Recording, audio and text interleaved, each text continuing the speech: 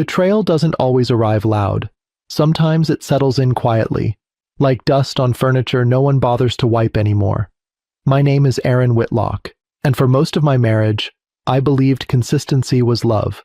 I believed reliability mattered more than excitement. I believed that if I carried enough weight, no one would question whether I belonged. That belief nearly destroyed me. Every morning followed the same rhythm. Alarm at 5:30, coffee brewed dark, emails skimmed while the house stayed asleep. I built my career on discipline, consulting, asset management, quiet deals that paid well but didn't brag. I preferred being the man who solved problems silently. At home, I played the same role. Bills paid before due dates, repairs handled before complaints, school schedules memorized better than calendars. I didn't need applause. I thought presence was enough. My wife, Lena Whitlock, once admired that about me. Once. The shift didn't happen overnight, it crept in sideways. She started dressing differently, sharper, louder, less familiar. Her laughter came easier, but never around me. When I asked about her day, her answers shortened, like she was already tired of explaining herself. "You're always working," she'd say casually, not accusing, just recording the fact, as if it justified something she hadn't yet admitted. I didn't argue. I adjusted. That was my mistake. The real fracture appeared in how she spoke about the kids. Not our plans anymore. Not our decisions. Just updates. "They'll be busy this weekend. They already have plans. They'll understand." Understand what? She never clarified. I noticed the financial irregularities first. Tiny transactions, unusual timing, purchases that didn't align with errands or routines. I tracked money for a living. Patterns jumped out at me like alarms. But instead of confronting her, I watched. Because when people think you're unaware, they show you everything. The name surfaced during dinner. She said it like it was harmless. "Darren Cole stopped by earlier," she mentioned, cutting her food carefully. "He's been wanting to reconnect. For the kids." The room felt smaller. Darren wasn't just someone from the past. He was the biological father. Someone who'd vanished years ago and suddenly reappeared with apologies, promises, and perfect timing. I asked one question. "Reconnect how?" Her pause told me everything. From that point forward, my presence faded faster than I expected. School pickups changed, conversations shifted behind closed doors. Decisions were made without me and explained afterward like formal notices. I wasn't being argued with. I was being phased out. And what hurt most wasn't losing Lena. It was watching my role rewritten, reduced to convenience, then obligation, then inconvenience. But here's what they never realized. While they were reshaping their future, I was disentangling mine. Every account tied to my credit. Every purchase made under my name. Every agreement that existed because I had built the foundation. I stopped reacting. I started planning. Because the most dangerous person in the room isn't the one shouting. It's the one quietly preparing to walk away with everything they're legally allowed to take. And I had built far more than they remembered. The invitation didn't come with an argument. That's what made it worse. Lena mentioned it in passing one afternoon, standing in the doorway like she was announcing a weather update. "They're taking a short trip," she said. "Just a few days. Darren planned it." She waited for my reaction. I gave her none. "Oh," I replied, eyes still on my laptop. "That's nice." She blinked, clearly expecting resistance. When it didn't arrive, she filled the silence herself. "It's important for them," she added quickly. "Bonding time, you understand?" That last sentence wasn't a question, it was a verdict. Later that night, the message came. Not face to face, not with eye contact. A message, typed, detached. She explained that it would be better if I didn't come, that the kids needed space, that Darren deserved time with them, that it wasn't personal, it was just appropriate.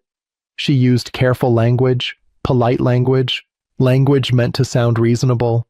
It didn't hurt because it was cruel. It hurt because it was final. I didn't respond. And that silence unsettled her more than any argument ever had. The next morning, the house buzzed with preparation. Suitcases appeared in the hallway, shoes lined up neatly.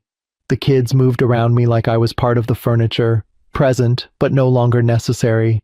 I helped anyway, loaded bags, checked chargers, tied loose straps. Because when something is already over, dignity becomes the only thing you can still control. Lena watched me carefully, eyes flicking between my hands and my face. "You're being calm," she said. "I am calm," I replied. That was true. Calm doesn't mean unaware. They left just after noon. No goodbye kiss, no reassurance, no timeline, just a door closing and a quiet house that finally told the truth. I waited exactly 20 minutes, not out of hesitation, but precision.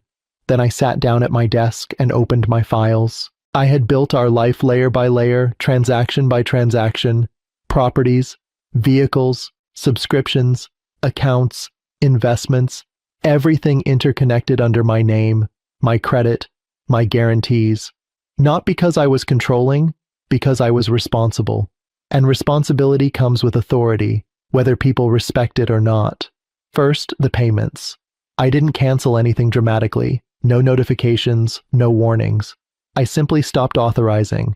Streaming services, auto renewals, maintenance contracts, storage units, memberships, all the invisible comforts that made life smooth. One by one, I detached. Then I moved on to the larger pieces. The SUV, purchased under my business entity, the vacation timeshare, my signature. The furniture, financed, insured, mine. I made calls, signed documents, scheduled listings, everything legal, everything clean, no anger required. What surprised me most wasn't how easy it was how quiet it felt. I thought revenge would feel loud, satisfying in some cinematic way. Instead, it felt like organizing a drawer that had been cluttered for years. The calls started the next morning. Lena first, then again, then again. I let them ring, not to be cruel, but because silence is a language people only understand once they're forced to listen. She finally left a message. "Aaron, please call me. Something's wrong with the account. My card was declined and this must be a mistake." I deleted it. The kids texted later. Short messages, confused, polite. I didn't respond yet. Not because they deserved silence, but because I needed clarity before I spoke again. And clarity was coming. By the third day, Darren entered the picture. I didn't know his number at first, but I recognized the tone immediately. Confident, slightly condescending. The voice of a man who thought he had stepped into a finished life, not realizing the foundation was about to be removed. "Hey," he said. "This is Darren. We need to talk."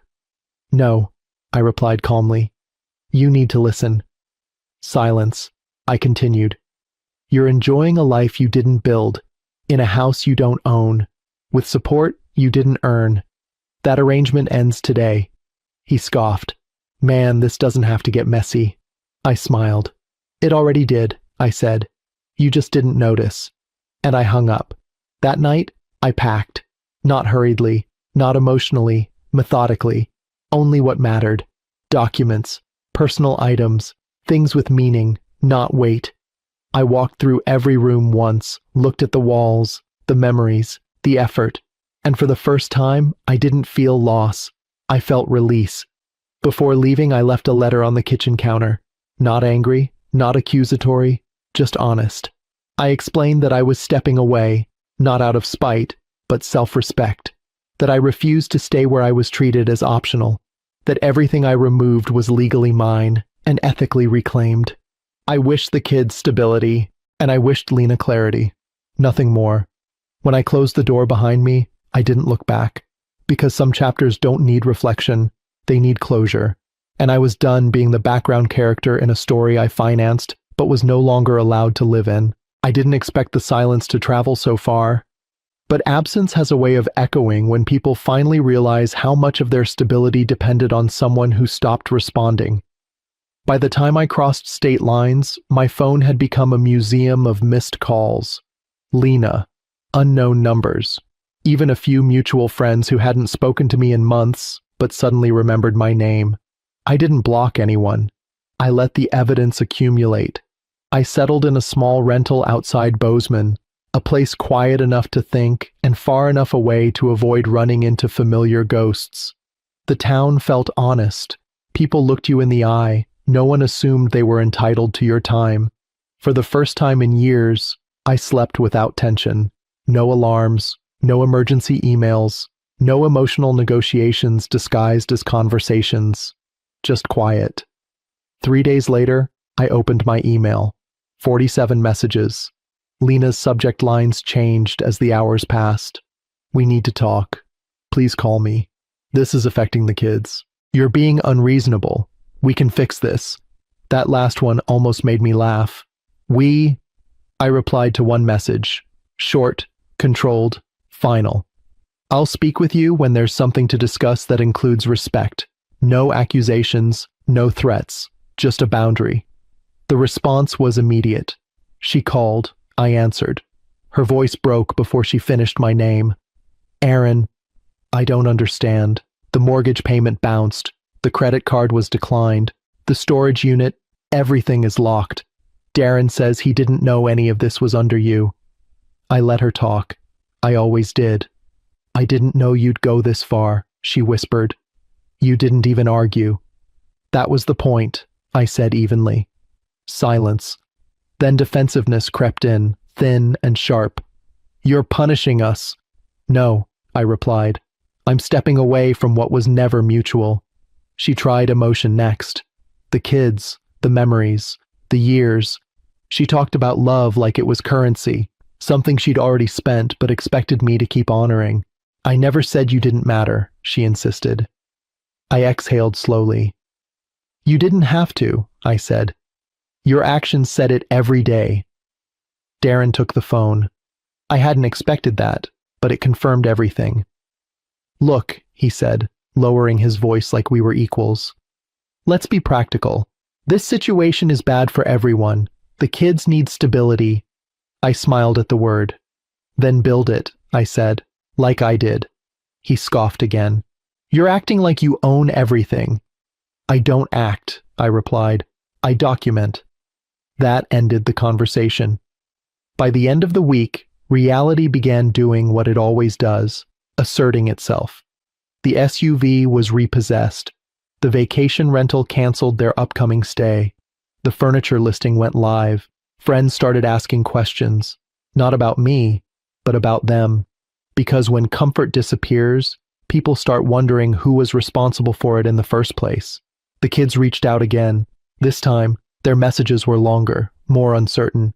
I answered carefully, not with bitterness, not with blame, just truth. I explained that adults make choices, and those choices come with consequences. That I still cared, but I wouldn't stay where I wasn't valued. That love doesn't survive in environments built on replacement. They didn't reply right away, but they read it. That was enough for now. Lena showed up 2 weeks later. I knew she would. She always needed the last word. I was leaving a cafe when I saw her across the street, eyes scanning, posture tight, face worn by stress she wasn't used to carrying alone. She looked smaller, not physically, emotionally. Aaron, she called. I stopped, turned, waited. She crossed the street quickly, breath uneven. You can't just disappear like this, she said. We had a life. I did, I replied. She flinched. You're throwing it away. No, I said softly. I'm retrieving myself from it. She cried then. Real tears. For the first time in years, I didn't rush to fix them, because some pain is necessary. I made a mistake, she said. I thought I could have everything. I nodded. So did I said. I thought being dependable would make me irreplaceable.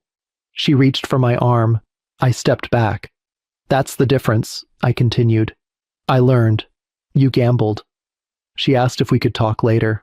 I declined. Not because I was cruel, because I was done negotiating my worth.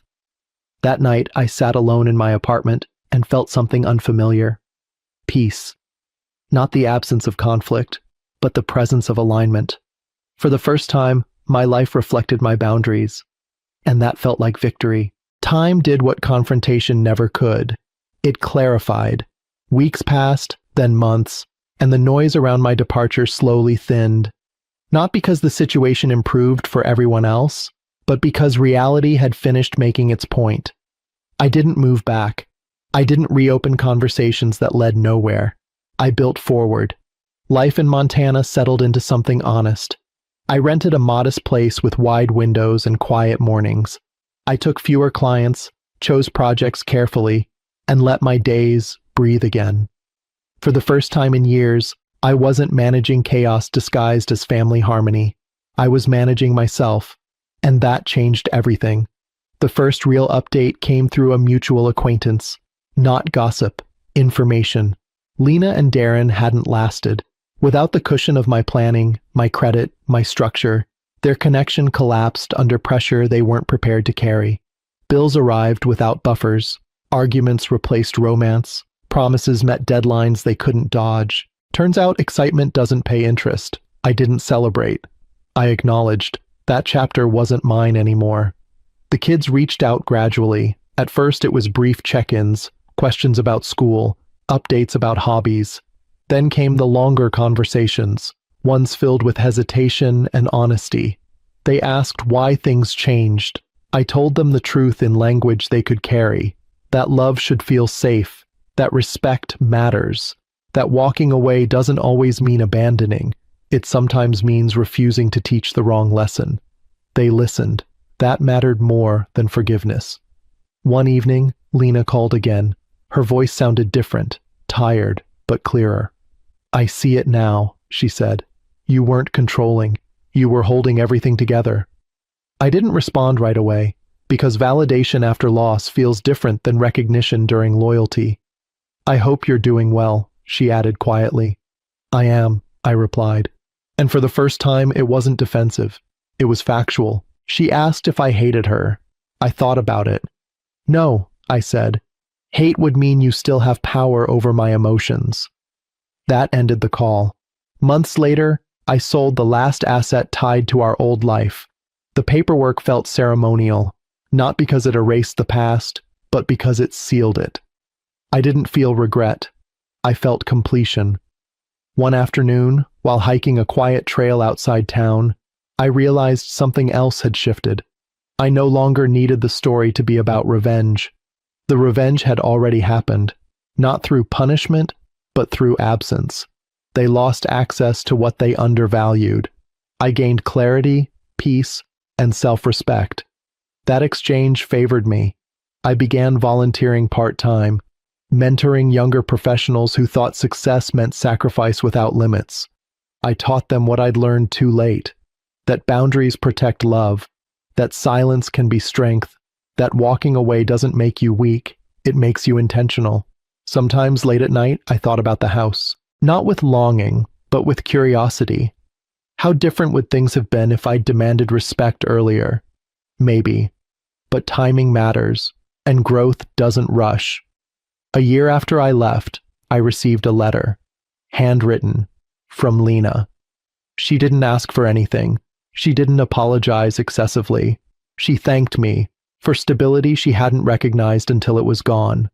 I folded the letter and put it away, not as a trophy, as a reminder. I never returned, and I never needed to, because I didn't lose a family. I outgrew a version of myself that believed endurance was the same as love. If you're watching this, and you've been quietly carrying everything, financially, emotionally, silently, let me tell you something I wish someone had told me earlier. Being dependable doesn't mean being disposable, and leaving doesn't always mean failing. Sometimes it means finally choosing yourself.